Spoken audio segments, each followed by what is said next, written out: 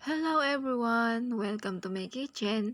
Sa tingin nyo, ano itong iluluto ko na very familiar at araw-araw na inuulam? Paki-comment nyo naman kung ano ito at diyan ay naglagay na ako ng hiniwang luya, sibuyas at bawang. Pinaghiwa-hiwalay ko nga lang pala ang mga sibuyas dyan. At ang isunod ko namang ilalagay ay ang siling panigang. Sunod ko namang inilagay ay ang isda. Make sure na malinis na ang isda bago ito iluto. Sa tingin nyo mga mare, anong isda ang masarap gawing paksiw? Yung the best talaga pang paksiw, yung mapapasigaw ka ng pak na pak sa paksiw. Eme, walang ganun. Uy! At sunod ko namang inilagay dyan na yung paminta. Kayo na rin ang bahala kung gaano karaming paminta ang ilalagay nyo. Ako kasi kapag naglalagay ng paminta, mas maraming paminta, mas masarap.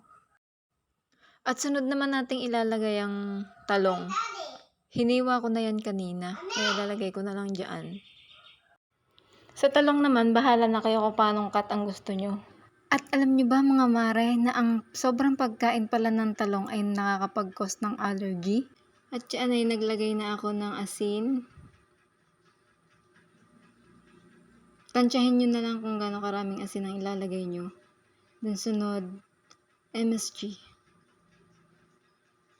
Pampaumami ng ating niluto.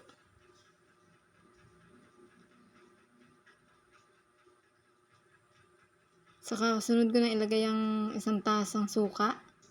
Tsaka maglalagay din ako dyan ng isang tasang tubig. Kayo ba mga mare, paano kayo magpaksiw? 1:1 din ba ang nilalagay niyong suka at tubig? After kong mapagsama-sama lahat yung mga sangkap, sasalang ko yan sa apoy at hayaan kumulo. Pakukuluin ko lang yan for about 30 minutes. Kayo ba mga mare, ano gusto nyo ilagay sa paksiw? Talong o ampalaya? Paki-comment nyo naman sa baba. At ayan, kumukulo na at luto na rin ang talong. Pwede nang patayin yung apoy at iserve.